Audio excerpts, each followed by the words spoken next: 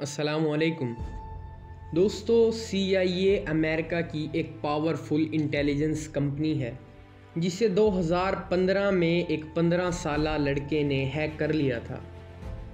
ناظرین، جب ہیکر سے اس کی ڈیمانڈ پوچھی گئی تو اس نے بتایا کہ امریکہ فلسطین میں حملے بند کر دے اور دنیا کو پرامن رہنے دے۔ دوستو، اس نے ایسا کیوں اور کیسے کیا، آئیے جانتے ہیں آج کی اس ویڈیو میں۔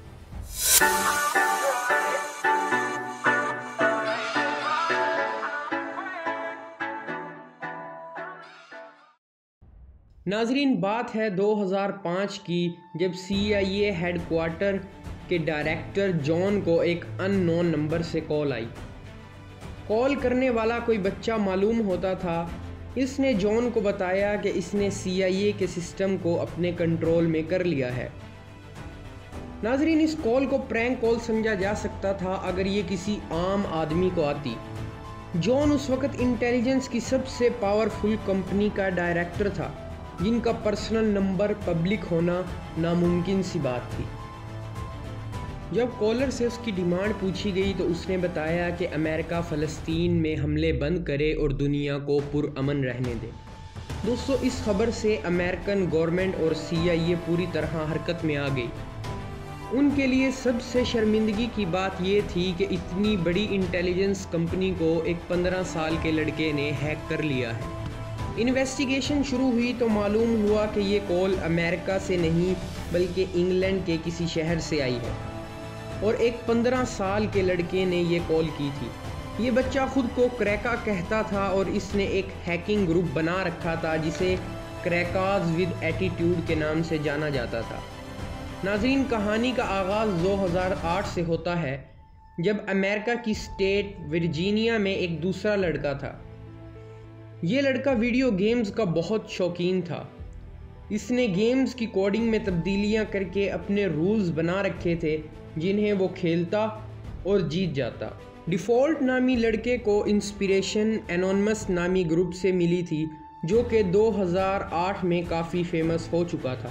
یہ گروپ بڑی بڑی ویب سائٹ ہیک کرتا اور ان پر اپنی مرضی کا میسج لکھ دیتا تھا۔ ڈیفالٹ نامی لڑکے نے ان سب سے متاثر ہو کر ہیکنگ کی دنیا میں قدم رکھا۔ اس نے آہستہ آہستہ چھوٹی ویب سائٹس ہیک کرنا شروع کر دی۔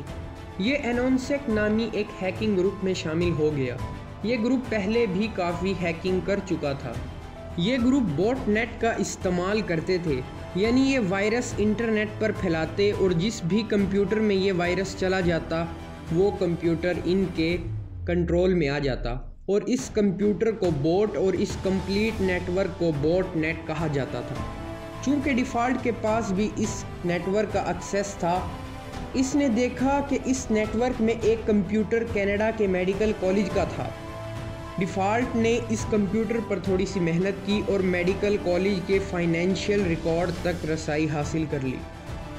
ناظرین، اس نے دیکھا کہ کالج نے $9 ملین سے زائد کی رقم اسٹوڈنٹ سے وصول کرنی تھی۔ اس نے کالج کے کمپیوٹر سے یہ سارا ریکارڈ ڈیلیٹ کر دیا۔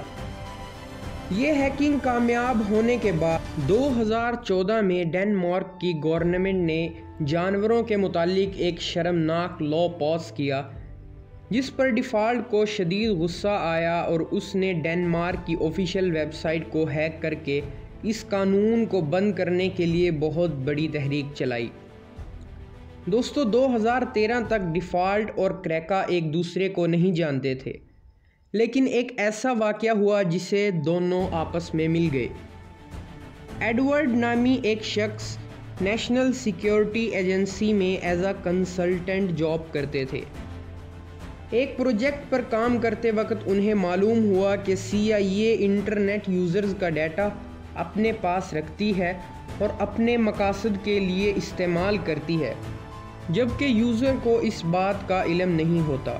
ناظرین، ایڈورڈ اس راز سے پردہ اٹھانا چاہتے تھے، لیکن وہ جانتے تھے کہ امریکہ میں رہ کر ایسا پاسبل نہیں، ان کی جان کو خطرہ ہو سکتا ہے۔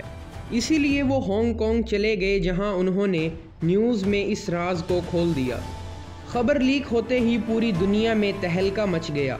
لوگ برہم ہو گئے کہ ان کا ڈیٹا ان کی اجازت کے بغیر استعمال ہو رہا ہے اور ان کی نقل و حرکت پر نظر رکھی جا رہی ہے۔ اس موقع پر ڈیفالٹ اور کریکا کا کانٹیکٹ ہوا۔ دونوں کا پرپز ایک تھا، CIA کو سبق سکھانا۔ ناظرین، کریکا غزہ میں ہونے والے ظلم کا بدلہ بھی لینا چاہتا تھا۔ سب سے پہلے انہوں نے امریکن نیشنل انٹیلیجنس کے ڈائریکٹر جیمز کا نمبر پبلک کر دیا اور کسی کو بھی آسانی سے گوگل کرنے سے ان کا نمبر مل سکتا تھا۔ اب انہوں نے جان برینن کو ہیک کرنے کا پلان بنایا۔ اس نے جان کا ایک نمبر حاصل کر لیا جو امریکہ کی کمپنی ویریزون کا تھا۔ اس نے ویریزون کمپنی کو اسی کمپنی کا امپلائی بن کر کال کی اور کہا مجھے کسٹمرز کے ایشو کے لیے کمپیوٹر ایکسیس چاہیے کیونکہ میرا سسٹم خراب ہو گیا ہے۔ مینجمنٹ نے اس کی آئیڈینٹی کو کنفرم کرنے کے لیے پن کوڈ کے بارے میں پوچھا۔ چونکہ کریکا اسے پہلے ہی ہیک کر کے معلوم کر چکا تھا، اب کمپنی نے جان کی پرسنل معلومات اس کے ساتھ شیئر کر دیں۔ اب کریکا کے پاس جان کا address, account number, phone number اور بینک اکاؤنٹ کے آخری 4 ڈیجٹس موجود تھے۔ اس کو معلوم ہوا کہ جان گوگل یا یاہو کا ای میل نہیں بلکہ AOL کی سروسز استعمال کرتا ہے۔ اس نے AOL کی سپورٹنگ ٹیم کو کال کی اور کہا کہ میرے پاسورڈ کو ری سیٹ کر دیں۔ ٹیم نے کنفرم کرنے کے لیے بینک کارڈ کے آخری 4 ڈیجٹس پوچھے جنہیں کریکا پہلے سے جانتا تھا۔ اس طرح انہوں نے جان کی ای میل تک رسائی حاصل کر لی۔ اس میں تمام امپورٹنٹ ڈاکومنٹس، جن میں سیکرٹ پروجیکٹس کی انفارمیشن اور بہت زیادہ مواد تھا۔ جان کو معلوم ہو گیا کہ اس کا میل ہیک ہو چکا ہے تو اس نے فوراً اسے بند کروا دیا، لیکن تب تک بہت دیر ہو چکی تھی۔ کریکا یہ سارا ڈیٹا اپنے پاس سٹور کر چکا تھا۔ اس نے سارے ڈاکومنٹس کو ایک ایک کر کے پبلک کرنا شروع کر دیا، جسے پوری دنیا میں CIA کی بدنامی ہو رہی تھی۔ انہوں نے ہیکرز کو تلاش کرنے کی کوشش کی لیکن وہ کوئی بھی سراغ حاصل نہ کر سکے۔ دوستو، ہیکرز شاید پکڑے نہ جاتے اگر ڈیفالٹ سے یہ غلطی نہ ہوتی۔ اس نے نشے میں اپنے ایک دوست کو بتا دیا کہ CIA کو ہیک کرنے میں ان کا ہاتھ ہے۔ چند دنوں بعد FBI نے ڈیفالٹ کو گرفتار کر لیا۔ انویسٹیگیشن سے معلوم ہوا کہ کریکا بھی اس میں شامل ہے۔ ناظرین، انہوں نے برٹش گورنمنٹ کے ذریعے کریکا کو بھی گرفتار کروا لیا۔